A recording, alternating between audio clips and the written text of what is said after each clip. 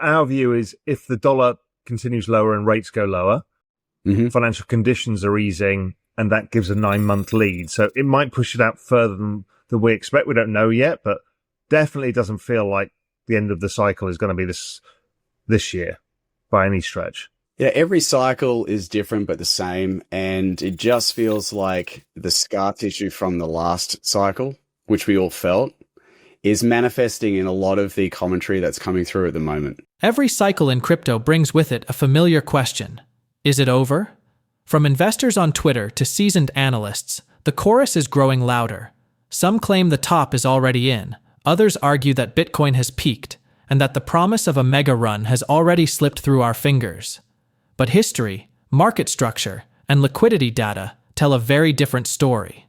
Real Vision CEO Raoul, one of the sharpest macro thinkers in the industry, and Jamie Coutts, Real Vision's chief crypto analyst, have been digging deep into the charts, liquidity cycles, and on-chain trends. Their conclusion? The cycle is not over. In fact, it's only entering its most critical and lucrative phase. Where others see exhaustion, Powell and Coutts see extension. Where some analysts anticipate an end, they see evidence of a new leg that could stretch well into 2026. The heart of their thesis is simple yet powerful. The bull market is alive, and it's evolving. The focus is shifting from Bitcoin dominance to high-quality altcoins, from speculation to revenue-generating protocols, from blind hype to fundamentals. This isn't the chaotic frenzy of 2021. It's a more discerning, more sophisticated cycle. And if their models are right, the path to six-figure Bitcoin remains intact, with upside targets between $150,000 and $250,000 still very much on the table. In today's video, we break down Raoul and Jamie Coutts' analysis on why the bull cycle is not over, how altcoins are positioning themselves for explosive growth, and what the liquidity cycle is signaling for the months ahead. If you're serious about understanding where crypto is headed, make sure to stick around. And before we dive in, don't forget to hit the like button, subscribe for more expert insights, and drop a comment with your thoughts on whether you believe this cycle is extending into 2026. Thanks for the support, and enjoy the video. I think just top level, everybody always wants reassurances. Is it over yet? Are we all doomed? What's going to happen? Have I got the wrong tokens? Just there's so much fear in the space, and there's a lot of hand-holding needs to be done. So I guess we start at top level of where the hell are we? Yeah, well, I mean, let's talk about market psychology. I think every cycle is different but the same, and it just feels like the scar tissue from the last cycle, which we all felt, is manifesting in a lot of the commentary that's coming through at the moment. Right? Yeah, agree. Now, it's a 4-year cycle. This is when it has to end. Therefore, it will. Last cycle, it was to the moon forever because no one is keeping an eye on, or no one really, there were people such as yourself who were really getting a good handle on it. And it was really in early. No, even I failed in the last cycle because I thought there was another leg to go. So, yeah. So then everyone's sort of, I guess, truncated this cycle, and for good reason. It's not without, that there are frameworks out there that are credible, that should say that, this is, a time when things start to get, peakish. But we haven't had the typical business cycle, and not many people do that business cycle analysis that you and Julian do. So that framework that underpins everything at Real Vision and GMI, is sorely missed elsewhere. But it just feels that, it's a mechanical response to the market, that this is now when we should be peaking. And it's been, interesting to see the commentary flying on Twitter and everyone else, and even within our membership here about, is the top in. So, I'm always fascinated by market psychology and how it manifests in the market. I also think what's quite interesting is that everyone is very attuned to the liquidity cycle aspect now, and how that is going to change the outcomes in the future, as much as we think that, we've still got more to go. And all those things are they're the unknowns, but the framework that, we have here is very, I think, very clear that we have got more to go. I've got we've talked about my Bitcoin cycle risk framework and the topping indicators that I've been building. I mean, they're not screaming at me euphoria. There is definitely, and I highlighted this in that last report, Raoul, trend exhaustion signals in the Bitcoin chart and fundamental deterioration as well. But I think that's a function more of the transition into higher beta crypto through ETH primarily. So the falling of Bitcoin dominance, which is typical of this point in the cycle anyway, right? Yes. Yeah. And that transition really started, second quarter, but it was very clear by sort of July when I was on paternity leave, that transition had occurred because I looked at the on-chain data on Bitcoin, the ETF flows between Bitcoin and Ethereum, and obviously the price action. And it very much lines up with, that transition period in the crypto market from Bitcoin dominance to high quality alts, not a dash for trash sort of market that we saw in 2021 when people were getting stimulus checks, but a high quality alt season run at the moment. So that's kind of where I'm at. And when we talk about the high quality alt season, I want to see where your head's at. My head's at is quality layer ones, revenue generating projects, and a few big things that capture attention, whatever they may be, that don't come with revenues or anything else, but they capture attention. We're seeing, Hyperliquid's obviously one of them, maybe Athena's another. We're seeing obviously Sui, Solana. How are you thinking this next phase is, and what are the types of tokens that participate? Yeah, I like the way that you've just distilled that down into a very clear sort of representation of what really matters. Cash flows. Are there protocols that are fundamentally strong, meaning that they have cash flows, they have usage, they deliver utility, and have very strong tokenomics? And there are a handful of those, and they are being rewarded by the market as they should. I've always had this view that as the asset class grows and as the, for lack of a better term, sophistication of the marginal new investor comes in, that they're going to look at fundamentals more and more. It's always been my base case. And I think that's playing out. I mean, you mentioned Hyperliquid generating a huge amount, generating the sort of cash flow or revenues that would make a, NASDAQ 100 company sort of water, like in terms of just the growth. In terms of like the multiples, I know we're not talking like for like, but in the case of Hyperliquid, it's trading on a revenue multiple that would put it, in the median of a tech stock in the S&P. But it is those high quality tokens, L1s, and the DeFi protocols, and the things that will grab attention because that is not going away. Memes are definitely not going away. In fact, I'm starting to entertain maybe my first meme position, which we can talk about later. Because I've. By the way, the Doge ETF launches tomorrow. So by the time this is out, it'll have launched, which is interesting. I was going to put it in my, that was one I was going to put it in my note. So I think it's a much more discerning market, and you're not seeing the broad-based rally. I mean, we're still, I think, early stages of this sort of broadening out or alt season, for lack of a better term. But it is going to be a very discerning type rally until we get to the end, when there will be short-term pumps and small caps, real small caps with, no product market fit that will start running. And that is on my, that's on my checklist for a market peak. And we're not there yet. Pal and Coutts begin by tackling the psychology gripping the market right now. Many investors, scarred by the volatility of past cycles, have convinced themselves that the peak must already be here. Yet, as Coutts points out, the data doesn't match the fear. Bitcoin may be showing signs of trend exhaustion, but this is not the broad-based mania of a market top. Instead, the on-chain flows, ETF activity, and falling Bitcoin dominance point to something else: a transition into a quality-driven altcoin season. Raoul agrees, noting that the frameworks Real Vision uses, built on both macro cycles and liquidity analysis, are far from flashing red. The signals suggest there is still much more room to run. From there, the discussion naturally shifts to the fuel behind this move: global liquidity. Both Powell and Coutts argue that April marked a decisive breakout in liquidity conditions, a turning point that historically provides the foundation for a new leg higher in risk assets. Liquidity, after all, is the lifeblood of markets, and when it rises, it flows first into assets like Bitcoin and Ethereum, then spills into high-quality altcoins. Powell warns that while debt growth is accelerating faster than liquidity in some areas, new issuance dynamics and hidden liquidity levers are complicating the picture. Still, the overarching conclusion is clear. The liquidity cycle remains bullish, and the runway is longer than most expect. And this is where things get even more interesting. Let's get back to the video.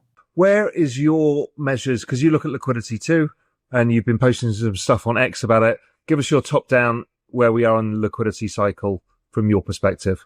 So I think April for me was the demarcation of an important inflection in liquidity, because I have my own global liquidity index, as do you, and they're all sort of like proxies for kind of what we think global liquidity is, and they differ a little bit. But once you regress these things, they have a very strong correlation. And if you do sort of like predictive measures like Granger, causality, and whatever, yes, it does have very significant predictive value. So I do use it a lot, but I also, appreciate that it's not a perfect one-for-one for global liquidity. No, and people get confused over that. It's a roadmap.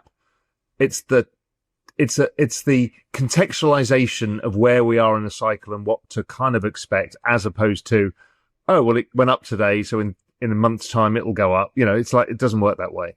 Yeah, exactly. It's going to wiggle. It's going to surprise a little bit. But like from my first principles basis, global liquidity goes up. That increases the marginal demand for risk assets, and the preference for risk asset investors is the assets that give the most protection to monetary debasement, which is why they've got marginal new dollars coming into the financial system to buy assets in the first place. So, but that sort of what I call like a super bullish regime, which is just like using technical analysis on global liquidity, looking at the breakout that happened in April, gives us runway for another, typically though these periods of like the breakouts last for about 2 years based on previous cycles. But this is the ascent of global liquidity this cycle is far more moderate for reasons we can get into. But like, I think that, and also let me just also add that global liquidity increasing is not, or the absolute level of global liquidity is not the most important metric. It's the rate of change, and risk assets will sniff that slowing down. So I think there's another sort of 6 months left in the cycle. And I know that's pretty much lining up with where you are as well. Maybe it's a little bit more, maybe it's a little bit less. Well, our view is if the dollar continues lower and rates go lower, financial conditions are easing, and that gives a 9-month lead. So it might push it out further than we expect. We don't know yet, but definitely doesn't feel like the end of the cycle is going to be this year by any stretch. Well, yeah. And so, that actually, that correlates to what I see on the chart here, because we've just broken above. Like, it's been sort of 5 months where we're in this sort of new regime where global liquidity is higher than where it was at the peak of the last cycle. And that usually, and, I've got another chart here which looks at sort of liquidity versus debt, which I think is the critical metric. And the problem is that debt has been growing at a clip. Like, I think since 2023, when I ran the numbers, US public debt has risen by about 15%. GDP has gone up by 10%. So there's a 5% differential there that is a problem. The bigger problem is that the liquidity growth is around 3 or 4% since then. So there's almost I've been trying to think this. I've been trying to think this through, Jamie, from, you and I swapped that chart where you sent it over to me and said, what do you think? And I'm like, yeah, okay. And I've been thinking, my fear is we're not measuring part of global liquidity.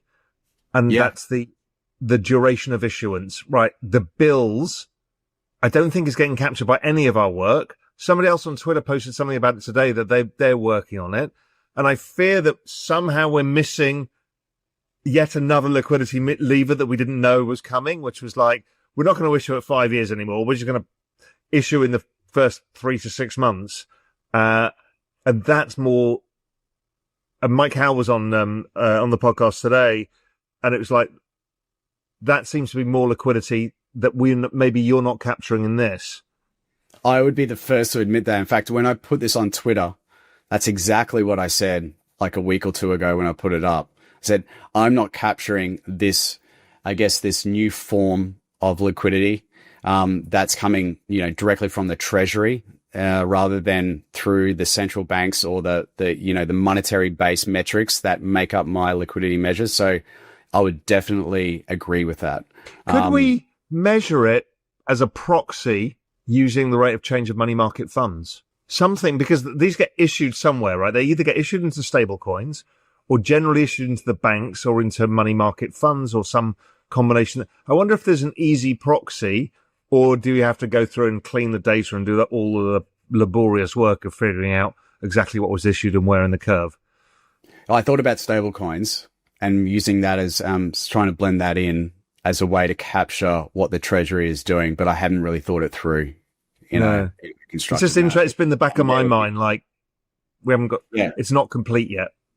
Yeah. And it feels like this is the conversation we're having in like mid 2022 when we were like building stuff and we were having these conversations and we kind of came to the same conclusion about like where the bottom was going to form. But I haven't done the work. And I'm sure you guys will, as will I, but I think it's definitely missing because obviously that's since Yellen, that has been the playbook. The quantitative, the balance sheet's been tightening for the last 3 years, but Bitcoin is up. And that's because liquidity is being pumped in through other mechanisms. And that's why we've been using the total liquidity as opposed to Fed net liquidity. And before that, the balance sheet. Here's another interesting thing that we found in GMI. We're like, why is this business cycle longer?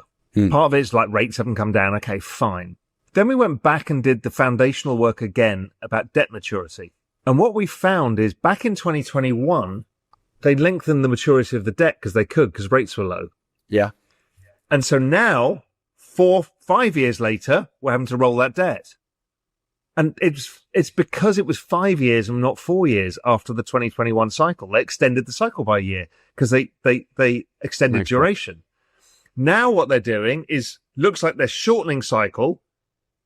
And so it might bring the cycle back again.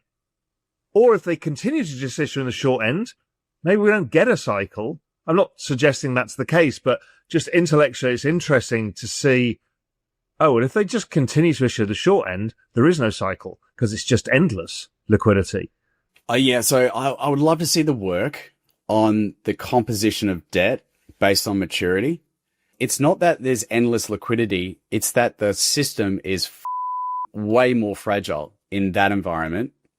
Right? Because they have to be, they have to constantly be on the case in managing the financial system and, making sure that volatility in the bond market doesn't start creeping. Because like with the previous regime of more long dated issuance, there was these cycles of like 4 to 5 years and, they became, I think, a lot more sensitized to it and able to get ahead of it. Now they've just basically turned into a short-term, a short-term liquidity engine, which I think causes a whole bunch of other problems. It's like basically buying a car on a credit card. Yeah. As opposed to, a 5-year car loan. Right. Which could accelerate the exiting of, from US treasuries in one aspect, but maybe stablecoins sort of plug the hole. I don't know. It's incredibly interesting, but obviously there's just more liquidity, more cowbell. Powell and Coutts highlight that the structure of this cycle is not just a repeat of 2017 or 2021. Debt issuance patterns, treasury maturity management, and global liquidity dynamics are reshaping how long cycles can extend. In 2021, lengthened maturities gave the system an extra year of breathing room. Now, with shorter-term issuance effectively creating constant liquidity injections, the result may be an elongated, more fragile, but also more bullish environment for risk assets. For crypto, that means the possibility of an extended cycle into 2026 is not just speculation, but a structural outcome of how the financial system itself is evolving. For investors, the implications are profound. If liquidity remains elevated, Bitcoin's path towards 6 figures becomes not just plausible, but probable. At the same time, altcoins that demonstrate real fundamentals, layer 1s, DeFi protocols with cash flow, and innovative projects like Hyperliquid, stand to capture an outsized share of capital flows. Even meme coins, once dismissed as jokes, are evolving into instruments of attention-driven liquidity. This is not the end of the cycle. It's the broadening phase, the phase where wealth is created for those who position correctly. Coutts recently shared a chart on his Twitter account, showing the GMI cycle top finder plotted against Bitcoin's price. The pink line is Bitcoin. The black line is the GMI cycle top finder, an indicator that historically lights up right before blow-off tops. Notice the pattern. In 2013, 2017, and 2021, the black line spikes violently. Those near-vertical highs coincide with the mania phase and immediate brutal drawdowns that followed. Those are the classic top signatures. Now compare that to today. The cycle top finder is elevated compared with bear market troughs, but it is nowhere near the vertical explosions we saw at past peaks. Bitcoin is higher than in prior cycles, yes, but the price curve does not show the parabolic detached mania that accompanied the previous black line blow-offs. In plain terms, the market is priced up, but it hasn't entered the euphoric, everyone in a panic stage that historically marks a top. Why this matters? That black line has been a reliable early warning. When it blows out, liquidity and sentiment are at extremes, and the risk of a crash is high. The absence of that blow-off now means we're still in the growth and broadening phase of the cycle, not the exhaustion phase. Pair this with the liquidity breakout and capital rotation into quality alts we've been tracking, and the structural picture points to extension, not termination. That's not a guarantee. The indicator can tighten fast, but it gives us a clear checklist. We only call a top when the cycle top finder matches the price mania and when retail/speculative metrics and liquidity turn against the market. Until we see those align, the safest read from this chart is one word Julian Biddle used on the post: not even close. So, what do you think? Is Raoul right that this cycle has legs into 2026, or do you side with the skeptics calling the top? Let us know in the comments below. If you found this breakdown valuable, make sure to like the video, subscribe to the channel for more expert insights, and share this with someone who needs to hear it. Thanks for watching, and let's keep navigating this cycle together.